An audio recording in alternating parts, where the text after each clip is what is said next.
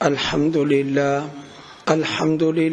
نحمده ونستعينه ونستغفره ونؤمن به ونتوكل عليه ونعوذ بالله من شرور أنفسنا ومن سيئات أعمالنا من يهده الله فلا مضل له ومن يضلله فلا هادي له ونشهد أن لا إله إلا الله وحده لا شريك له ونشهد أن سيدنا ومولانا محمدا عبده ورسوله أما بعد فأعوذ بالله من الشيطان الرجيم بسم الله الرحمن الرحيم ولا تقربوا الزنا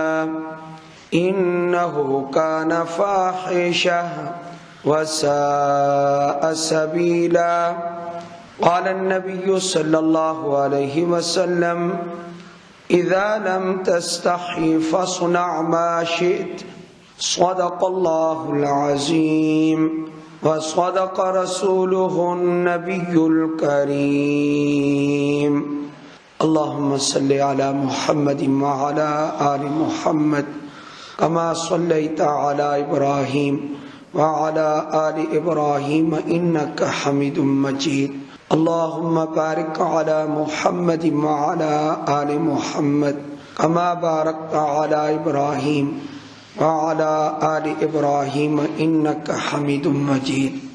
اللہ تعالی نے مذہب اسلام کو اتنا اونچا کیا ہے اور اس میں وہ خصوصیات اور امتیازات رکھے ہیں جو آج کسی اور مذہب میں نہیں ہیں۔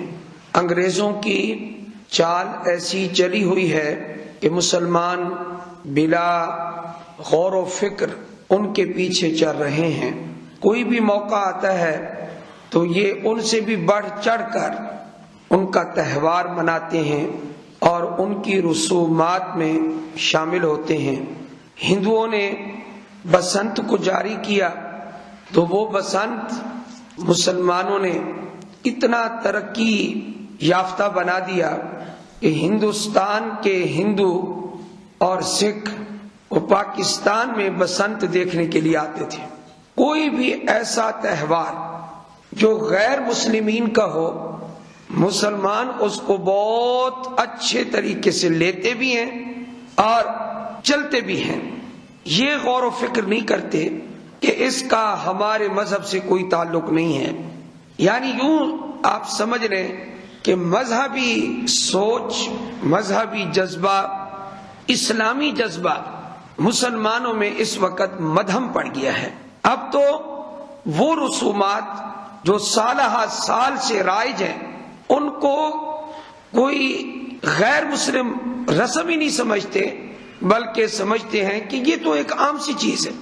بچوں کی سالگرہ کرنا، کیک کاٹنا اور پھونک مارنا، چراغ بجھانا، ان کو تو کوئی اب یہ بھی نہیں سمجھتا کہ یہ ہمارے اسلام کے خلاف ہے، اس کا ہمارے اسلام سے کوئی تعلق نہیں ہے۔ یہ جی بچے کی سالگرہ ہے، یہ آئی کہاں سے ہے؟ عیسائیوں سے۔ ہم لوگوں نے کبھی غور و فکر کیا، کبھی سوچا کہ یہ کام ہمیں نہیں کرنے چاہیے؟ مسلمانوں کی سوچ یہ ہے مسجد میں جانا، نماز پڑھنا اور تھوڑا سا قرآن کریم پڑھ لینا کبھی کبھار، اور اس کے بعد کبھی کبھی دیگے شیگے پکا کے خیرات ویرات کر کے کہہ دینا کہ ہم تو بھائی پورا اسلام پر عمل کر رہے ہیں، اب ہمارا دین صرف اتنا بچ گیا ہے، اس کے علاوہ ہر چیز اپنا لیتے ہیں۔ فروری کے مہینے میں جو بے حیائی ہوتی ہے اس بے حیائی کا اسلام میں کوئی تصور بھی ہے؟ ایک نوجوان لڑکا نوجوان لڑکی کو پھول پیش کرتا ہے، اظہار محبت کرتا ہے، اتنی کھلی بے حیائی، اتنی اسلام سے دوری، اتنی بد اخلاقی، اتنی گھنونی حرکت، اور اس کو کیا سمجھتے ہیں؟ کہتے ہیں یہ تو تفریح ہے جی، یہ تو اظہار محبت ہے. انا للہ و انا الیہ راجعون. یعنی دن بدن یہ حالات دیگر کو جو ہو رہے ہیں اور ہم لوگ عیسائیت، یہودیت اور ہندو مذہب کی طرف رسومات کے اعتبار سے بڑھ رہے ہیں. کوئی شادی مہندی کی رسم سے خالی نہیں، لاکھوں روپے مہندی کی رسم پہ خرچ کر دیے، مقروض ہو گئے. لیکن اس کے باوجود ایک ہے کہ معاشرے میں اپنی ناک کو اونچا کرنا ہے. ثواب تو اس کا کوئی نہیں ہے بلکہ گناہ ہے. مہندی کی رسومات پر کیا ثواب ہے؟ یہ تو گناہ ہے. اور پیسہ ویسے ضائع کر دیا. ان المبذرین کانوا اخوان الشیاطین. قرآن کریم نے کہا یہ جو فضول پیسہ اڑانے والے ہیں یہ شیاطین کے بھائی ہیں. ان المبذرین کانوا اخوان الشیاطین، اللہ کا فرمان ہے. یاد رکھیں ہمارا مذہب اسلام ان تمام رسومات سے پاک ہے. اسلام کا یہ تصور نہیں ہے جو اس وقت عملی طور پر مسلمانوں میں موجود ہے. مفسرین نے اس کی وضاحت کی ہے، لکھا ہے. یہ بات آپ محسوس نہ کریں کیونکہ ایسی باتیں آ جاتی ہیں کہ ہم ان کو واضح کیے بغیر رہ نہیں سکتے. آپ کے علم میں ہے کہ مرد کا داڑھی منڈانا یہ سب سے پہلے کس قوم نے کام کیا؟ اس کے بارے میں لکھا ہے چند کام ایسے ہیں جو قوم لوط نے کیے. سیٹیاں بجانا، کبوتر اڑانا، مرد کا داڑھی منڈانا، مردوں کا ہاتھوں کے پوروں پر مہندی لگانا.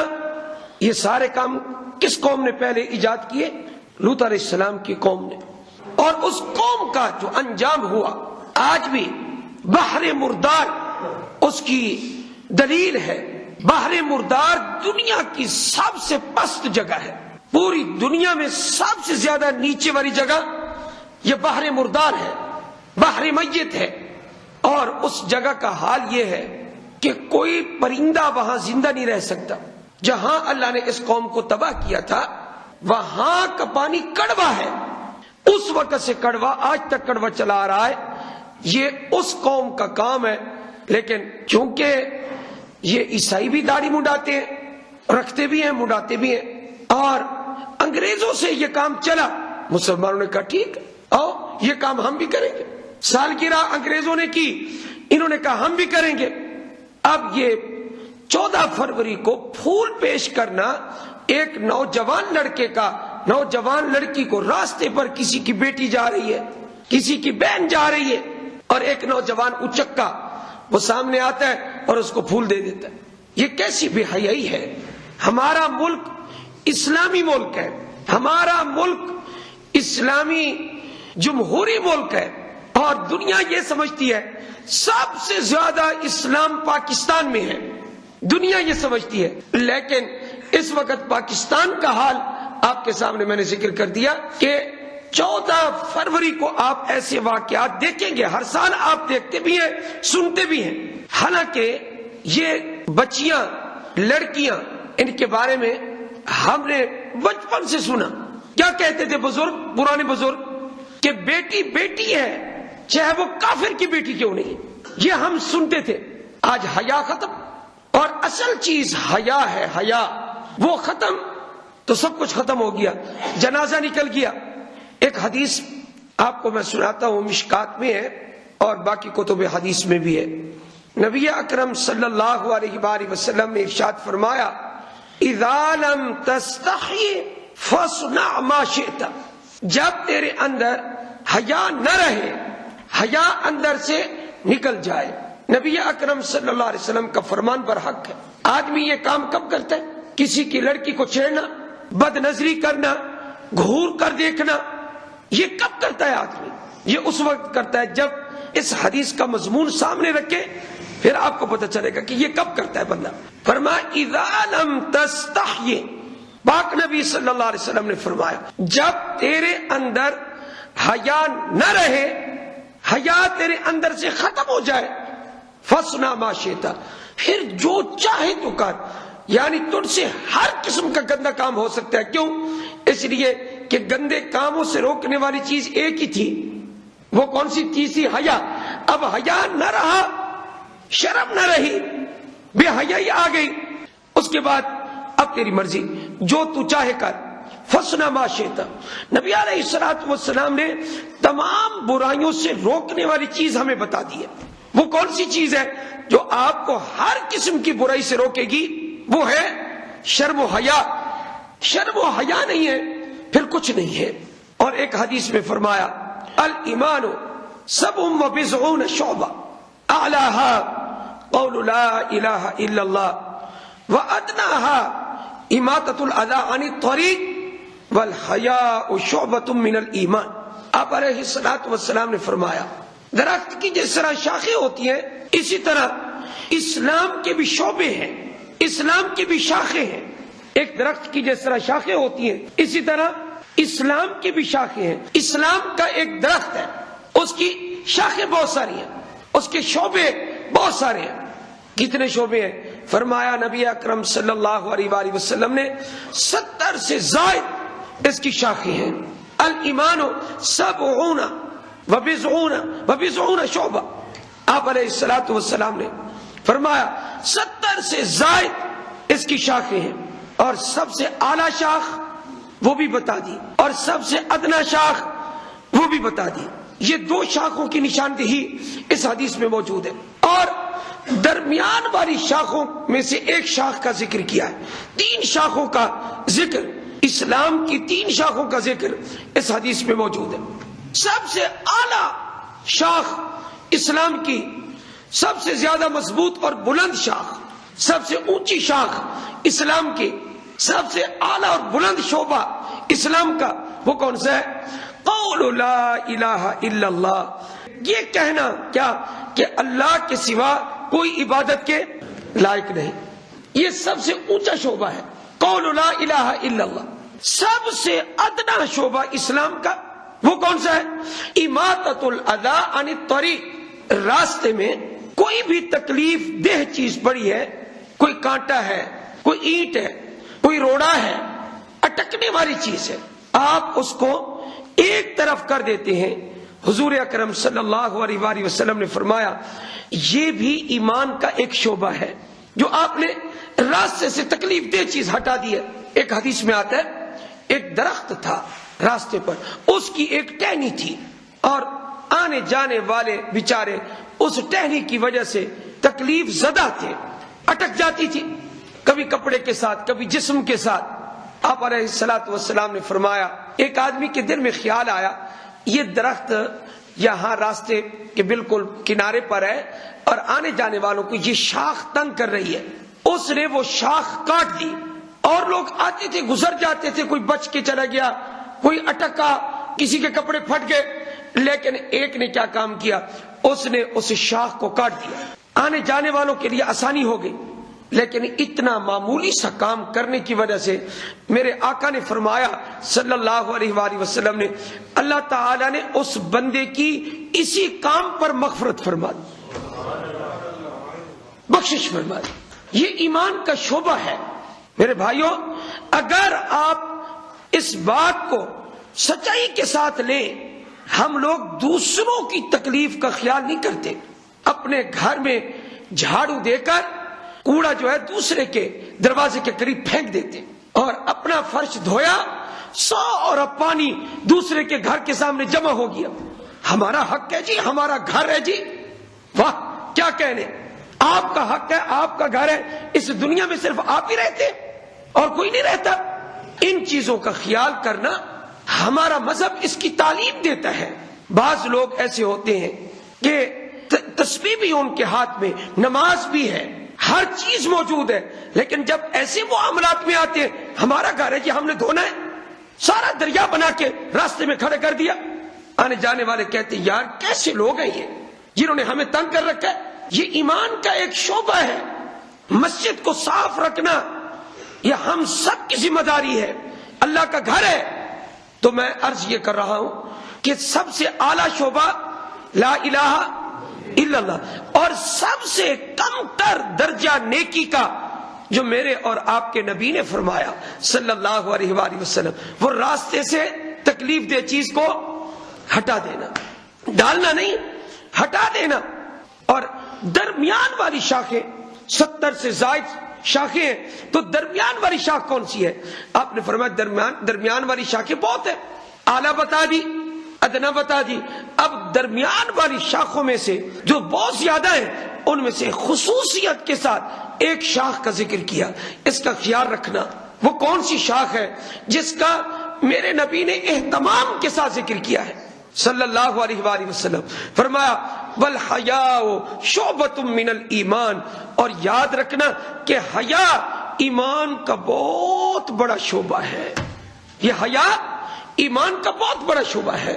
کسی کی بیٹی جا رہی ہو اس کو آپ اپنی بیٹی سمجھے، کسی کی بہن جا رہی ہو اس کو آپ اپنی بہن سمجھے، کسی کی ماں جا رہی ہو عمر سے بڑی ہے آپ اس کو ماں کی نگاہ سے دیکھیں۔